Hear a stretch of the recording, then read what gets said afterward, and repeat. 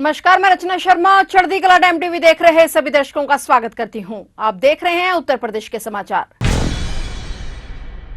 आज पूरे देश भर में अंतर्राष्ट्रीय योग दिवस मनाया जा रहा है। इसी कड़ी में अंतर्राष्ट्रीय योग दिवस उत्तर प्रदेश में भी धूमधाम से मनाया गया। राजनीतिक दलों के लोगों से लेकर आम आदमी तक ने इन कार्यक्रमों में शिरकत की। मुख्यमंत्री योगी आदित्यनाथ ने गोरखपुर में योग किया, तो वहीं डिप्टी सीएम ब्रजेश पाठक ने लखनऊ में योगाभ्यास किया। मुख्यमंत्री योगी आदित्यनाथ की मंशा के अनुरूप नगर विकास विभाग ने प्रदेश के सभी नगरीय निकायों में 100 से अधिक योग पार्क विकसित किए हैं। इन पार्कों में योग और संबंधित गतिविधियों के लिए सभी जरूरी सुविधाएं उपलब्ध रही। योग दिवस पर उत्तर प्रदेश के मुख्यमंत्री योगी आदित्यनाथ ने कहा कि शारीरिक रूप से स्वस्थ रहना बहुत जरूरी है, तभी व्यक्ति अपने सपनों को पूरा कर सकता है। उन्होंने कहा कि योग सिर्फ व्यायाम नहीं बल्कि आत्मा की शक्ति को बढ़ाने का माध्यम है। यह हमारे ऋषियों की परंपरा है, जिसे वेदों, पुराणों और शास्त्रों ने आज तक जीवित रखा है। इसके साथ ही सीएम योगी आदित्यनाथ ने सभी से अपील की कि वे योग को अपने जीवन का हिस्सा बनाएं, ताकि शरीर और मन दोनों स्वस्थ रहें। बता दें कि सिर्फ लखनऊ में ही 1000 से अधिक जगह पर योग दिवस के कार्यक्रम आयोजित किए गए। कामनाओं की पूर्ति भी आपकी तभी होती है जब आप स्वस्थ शरीर में हैं। एक स्वस्थ शरीर आपके पास है और मुक्ति के मार्ग के लिए, यानी व्यक्ति को एक स्वस्थ शरीर से ही आध्यात्मिक उन्नयन के उच्च सोपानों को प्राप्त कर सकता है, जिसके माध्यम से हमारी ऋषि परंपरा ने हम सबके सामने एक विस्तृत भंडार प्रस्तुत किया है। इस शरीर माध्यम खलु धर्म साधनम का जो भाव है, इसकी पूर्ति अगर हमें कहीं से प्राप्त होती है तो वह योग के माध्यम से हमें प्राप्त होती है। योग भारत की ऋषि परंपरा का वह प्रसाद, जिसे लोक कल्याण का माध्यम बना करके आत्म कल्याण के माध्यम से, लोक कल्याण का माध्यम बना करके विश्व कल्याण का मार्ग, जिसके माध्यम से भारत ने प्रशस्त किया था। और यह एक लंबी परंपरा, इसके अलग अलग आयाम हम सबको देखने को मिलते हैं। और जब भी भारत की दुनिया में तुलना होती है तो वह केवल आर्थिक उन्नयन के लिए नहीं, आर्थिक उन्नयन उसका एक पक्ष है, लेकिन साथ साथ चेतना की उच्च आयाम के माध्यम से भारतीय मनीषा ने दुनिया को जिन स्थितियों से अवगत कराने का कार्य किया था, उन स्थितियों, उन चेतना के आयामों के माध्यम से व्यक्तित्व के विकास के साथ साथ ब्रह्मांड के उन रहस्यों के उद्घाटन करने में, जो आज भी विश्व मानवता के लिए दुर्लभ जैसा है, लेकिन भारत के धर्म ग्रंथों में वह सब कुछ पहले से समाहित करके एक विरासत के रूप में हम सबको हमारी ऋषि परंपरा ने उन्हें वेदों के माध्यम से, उपनिषदों के माध्यम से, पुराणों के माध्यम से, तमाम स्मृतियों के माध्यम से, शास्त्रों के माध्यम से हम सबके सामने प्रस्तुत किया है।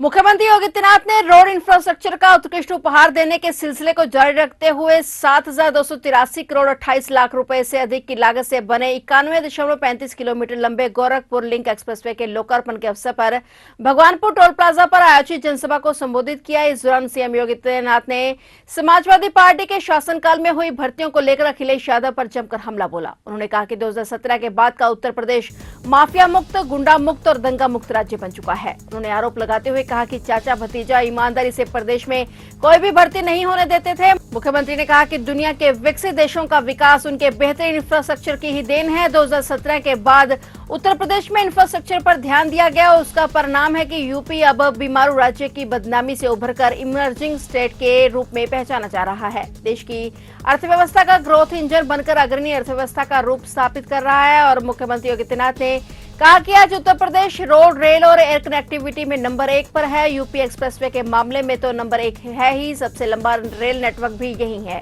यही नहीं, 2017 के पहले 2 एयरपोर्ट वाले इस राज्य में आज 16 एयरपोर्ट बन चुके हैं। 4 इंटरनेशनल एयरपोर्ट ऑपरेशनल हैं और देश का सबसे बड़ा एयरपोर्ट नोएडा के जेवर में बन रहा है। वहीं मुख्यमंत्री योगी आदित्यनाथ ने बताया कि गोरखपुर के भट्टट में बने राज्य के पहले आयुष विश्वविद्यालय का उद्घाटन 30 जून को राष्ट्रपति द्रौपदी मुर्मू के हाथों होगा। 2017 के पहले पता ही नहीं लगता था गड्ढे में सड़क है कि सड़क में गड्ढा है, ये पता ही नहीं लगता था। लेकिन अब गड्ढा मुक्त सड़कें, इंटर स्टेट कनेक्टिविटी 4 लेन के साथ, हर जनपद मुख्यालय 4 लेन की कनेक्टिविटी के साथ, हर तहसील और ब्लॉक मुख्यालय 2 लेन की कनेक्टिविटी के साथ। याद करिए 2017 के पहले 2 एयरपोर्ट थे, आज उत्तर प्रदेश के अंदर 16 एयरपोर्ट क्रियाशील हैं, जिसमें से 4 इंटरनेशनल एयरपोर्ट हैं। अयोध्या का इंटरनेशनल एयरपोर्ट महर्षि वाल्मीकि के नाम पर प्रारंभ हो चुका है। महर्षि वाल्मीकि के प्रति कृतज्ञता ज्ञापित करते हुए यह कार्यक्रम आज वहां पर सफलतापूर्वक संचालित हो रहा है।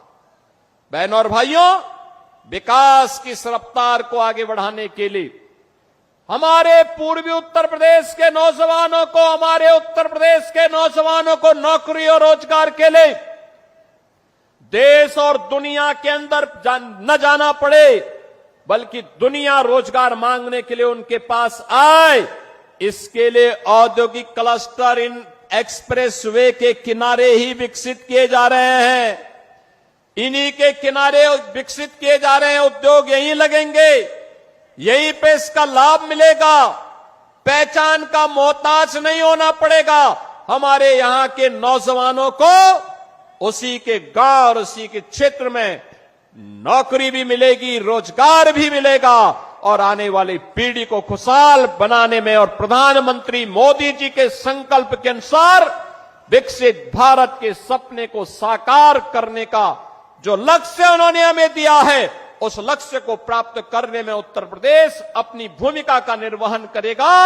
आज ये इंफ्रास्ट्रक्चर इसी बात को लेकर के आपको समर्पित किया जा रहा है। उत्तर प्रदेश पुलिस के विशेष कार्यबल एसटीएफ की नोएडा टीम ने बुलंदशहर जिले के जहांगीराबाद थाना क्षेत्र में हुई मुठभेड़ में 1 लाख रुपए के इनामी बदमाश को मार गिराया है। एक अधिकारी ने ये जानकारी दी। सूत्रों से मिली जानकारी के मुताबिक अपर महानिदेशक अमिताभ यश ने बताया कि मृतक बदमाश की पहचान शामली जिले के कैराना थाना क्षेत्र के ईसापुर खुरगान निवासी विनोद गडरिया के रूप में हुई है। मुठभेड़ के दौरान विनोद गंभीर रूप से घायल हो गया था और उसे इलाज के लिए अस्पताल ले जाया गया, जहां उसकी मौत हो गई। उन्होंने बताया कि मुजफ्फरनगर में डकैती के 6 से अधिक मामलों में विनोद गडरिया 2024 से वांछित था। पुलिस ने एक मामले में बताया कि विनोद वर्ष 2006 से ही मुजफ्फरनगर, शामली और बागपत आदि जिलों में अपराधों को अंजाम देता आ रहा था और उस पर डकैती, हत्या और लूट के 40 से अधिक मामले दर्ज थे। विनोद को मुजफ्फरनगर की एक अदालत ने 2012 के एक मामले में 7 वर्ष की कैद भी सुनाई थी।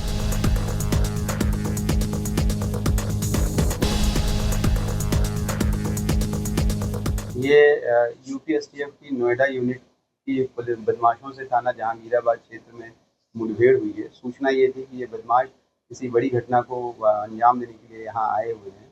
इसी सूचना को विकसित करके जब टीम ने इनको इंटरसेप्ट करने का प्रयास किया तो बदमाशों के द्वारा पुलिस टीम पर फायरिंग की गई, जिसमें 2 पुलिसकर्मी हमारे एसटीएफ के कर्मचारी भी घायल हुए।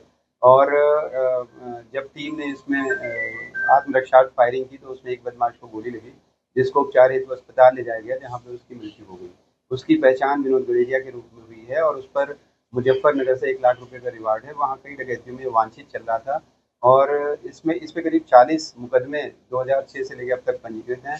इसमें डकैती के साथ हत्या, लूट जैसी घटनाएं शामिल हैं। प्रयागराज के केंद्रीय कारागार में बंद माफिया अतीक अहमद के बेटे अली अहमद के पास से मिली नकदी के मामले में डीजी जेल प्रेमचंद मीना के निर्देश पर 3 सदस्यीय जांच कमेटी का गठन किया गया है। कमेटी आज भी अपना काम शुरू करेगी। इसमें उन सभी बिंदुओं को खंगाला जाएगा जो जांच के दायरे में आएंगे। कर्मचारियों के बयान से लेकर सीसीटीवी फुटेज को भी खंगाला जाएगा। डीआईजी जेल राजेश कुमार श्रीवास्तव द्वारा मंगलवार को अली अहमद के बैरक की तलाशी कराई गई थी और अली के पास से 1100 रुपए बरामद हुए थे, जिसे लेकर खलबली मच गई थी। अली हमेशा सीसीटीवी कैमरे की नजर में रहता है, ऐसे में उसके पास नकदी कैसे पहुंची, इसे सुरक्षा में बड़ी लापरवाही माना जा रहा है। इसी को लेकर डीआईजी की रिपोर्ट पर इस मामले में लापरवाही बरतने के आरोप में बुधवार को डिप्टी जेलर कांति देवी और वार्डन संजय द्विवेदी को निलंबित भी किया गया था। शुक्रवार को जेल मुख्यालय से महानिदेशक जेल प्रेमचंद मीना की ओर से इस पूरे प्रकरण की जांच करने के लिए 3 सदस्यीय टीम का गठन किया गया था और मुख्यालय द्वारा अब गठित जांच टीम आज शनिवार से अपना काम शुरू कर देगी, जिससे जेल कर्मचारियों के बयान के साथ साथ सीसीटीवी कैमरों को पूरी तरीके से देखा जाएगा। हर एंगल से इस मामले की जांच की जा रही है।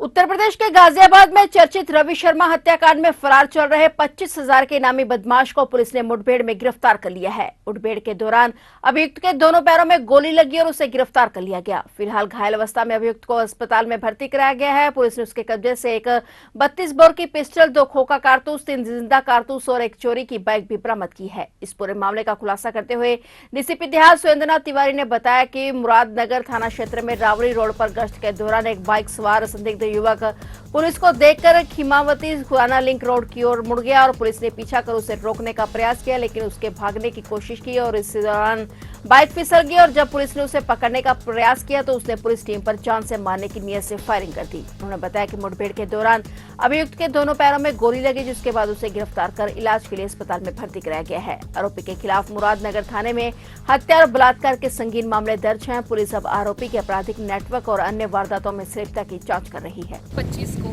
थाना मुरादनगर पुलिस टीम द्वारा रावली रोड पर गश्त व चेकिंग की जा रही थी। चेकिंग के बीच में एक बाइक सवार व्यक्ति दिखाई दिया, जिसने पुलिस टीम को देखकर हिमावती सुराना मार्ग की तरफ अपनी बाइक मोड़ी। इस पर पुलिस टीम को शक हुआ और पुलिस टीम ने उस बाइक सवार व्यक्ति का पीछा किया। पुलिस टीम को देखकर उसने अपनी स्पीड और बढ़ा ली, जिस बीच उसकी बाइक फिसल गई और वो व्यक्ति भी गिर पड़ा। पुलिस टीम जब उस व्यक्ति को उठाने के लिए गई तो खुद को पुलिस टीम से गिरता हुआ देख उस व्यक्ति ने पुलिस टीम पर जान से मारने की नियत से फायर किया। आत्मरक्षार्थ पुलिस द्वारा भी जवाबी कार्रवाई की गई, जिसमें उस अभियुक्त के उस व्यक्ति के दोनों पैर पे गोली लग गई। उस व्यक्ति को घायल अवस्था में उपचार हेतु अस्पताल ले जाया गया। उससे पहले उस व्यक्ति से पूछताछ की, जिसमें उसने अपना नाम मोंटी चौधरी पुत्र जितेंद्र निवासी मिलक रावली बताया। अभियुक्त ने बताया कि दिनांक 18/6/25 को थाना क्षेत्र मुरादनगर में हत्या की हुई घटना में वो फरार अभियुक्त है, जिस पर मुकदमा अपराध संख्या 326/25 पंजीकृत है। इससे पहले ये पॉक्सो का भी अपराधी रह चुका है। मौके से अभियुक्त के पास से एक स्प्लेंडर मोटरसाइकिल, एक अवैध पिस्टल, 32 बोर, 2 खोखा कारतूस एवं 3 जिंदा कारतूस बरामद हुए हैं। आवश्यक वैधानिक कार्रवाई प्रचलित है। यूपी में शहरी हरित नीति को कैबिनेट की मंजूरी मिल गई है। प्रदेश में अल्टीमेट ग्रीन सिटी शहर बनेंगे और प्रदेश के स्मार्ट ग्रीन शहरों में वर्टिकल गार्डन, पार्क और मियावाकी फॉरेस्ट बनेंगे। शहरों को ग्रीन स्टार रेटिंग दी जाएगी। सर्वश्रेष्ठ को अल्टीमेट ग्रीन सिटी पुरस्कार दिया जाएगा। उत्तर प्रदेश में कैबिनेट बाई सर्कुलेशन के जरिए नगर विकास विभाग द्वारा प्रस्तावित शहरी हरित नीति को मंजूरी प्रदान कर दी गई है। इसके तहत शहरी निकायों में हरित पहलों और पर्यावरण संरक्षण के प्रयासों को बढ़ावा दिया जाएगा। ग्रीन सिटी मॉनिटरिंग प्रणाली को विकसित कर शहरों को उनकी हरित पहल के तय आधार पर ग्रीन स्टार रैंकिंग दी जाएगी। शहरों में जलवायु परिवर्तन के प्रभावों को कम करने के लिए वर्टिकल और रूफ टॉप गार्डन के अलावा मियावाकी प्रणाली से जंगल विकसित किए जाएंगे। बता दें कि शहरी हरित नीति के तहत 3 स्तरीय रणनीति अपनाई जाएगी। इनमें शहर, मोहल्ला और भवन स्तर पर हरित पहल को बढ़ावा दिया जाएगा। शहरी क्षेत्र में मियावाकी इस पद्धति से घने मिनी वनों का निर्माण होगा। दूसरी ओर ग्रीन बेल्ट निर्मीन, निम्न उत्सर्जन क्षेत्र और स्पॉन्ज पार्क और शहरी हरित मेले आयोजित होंगे। मोहल्ला स्तर पर पॉकेट पार्क, सामुदायिक बगीचा और पार्क गोद लेने की योजनाएं विकसित की जाएंगी।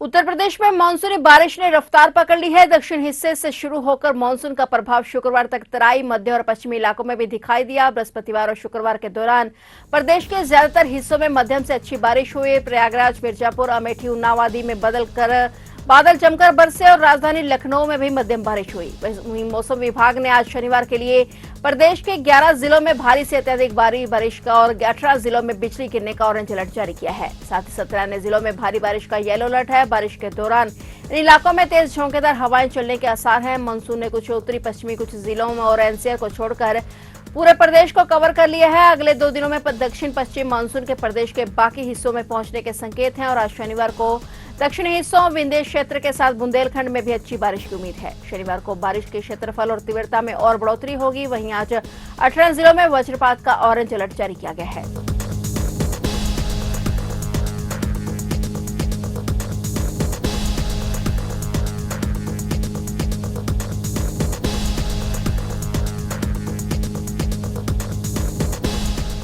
सहारनपुर जिले के रामपुर विधानसभा के दलित ग्राम माझी अनंतमऊ में जब ग्रामवासियों को पता चला कि ग्राम में ही सरकारी शराब की दुकान खुलने जा रही है तो ग्राम की महिलाओं ने उसका जोरों शोरों से विरोध करना शुरू कर दिया। वहीं भीम आर्मी युवा मोर्चा के जिलाध्यक्ष सचिन देव ने भी इस बात की घोर निंदा करते हुए पूरे दलित समाज में दलित बस्ती में शराब की दुकान को लेकर बताया कि दलित बस्तियों में सरकारी शराब की दुकानें नहीं खुलनी चाहिए, क्योंकि शराब की दुकान खुलने से ग्राम का माहौल खराब होगा और आए दिन गरीब मजदूर लोग शराब पीकर झगड़ा करेंगे। इसलिए आज सभी इकट्ठे होकर जिलाधिकारी कार्यालय पर शराब की दुकान न लगाने के लिए ज्ञापन देने पहुंचे हैं। विधानसभा रामपुर का ग्राम पड़ता है, ग्राम माजरी अनंतमऊ, वहाँ के मामले को लेकर यहाँ पर पहुंचे हैं और हमारी जो महिलाएं माताएं बहनें यहाँ पर पहुंची हमारे साथ। इनका ये कहना है कि इनके आसपास के क्षेत्र में जो है 2 ठेके खुले हैं देसी शराब के और जिससे जो यहाँ की युवा पीढ़ी है वो जो है लगातार यहाँ पर नशा खरीद रही है, शराब खरीद रही है और नशे की एडिक्ट होती जा रही है लगातार, जिससे यहाँ पर जो है समाज को बहुत ज्यादा नुकसान पहुंच रहा है और समाज के लोगों को जो है इसमें जो है बहुत ज्यादा रोष है। तो आज हम जो है डीएम कार्यालय पहुंचे हैं, जिलाधिकारी महोदय से निवेदन करने आए हैं कि इस तरह के जो ठेके आसपास के क्षेत्रों में खुलते हैं उन पर तत्काल प्रभाव से जो रोक लगाई जाए। तो आप देख रहे थे उत्तर प्रदेश के समाचार और नए समाचारों के साथ फिर से हाजिर होंगे। तब तक के लिए देखते रहिए चढ़ती कला टाइम टीवी।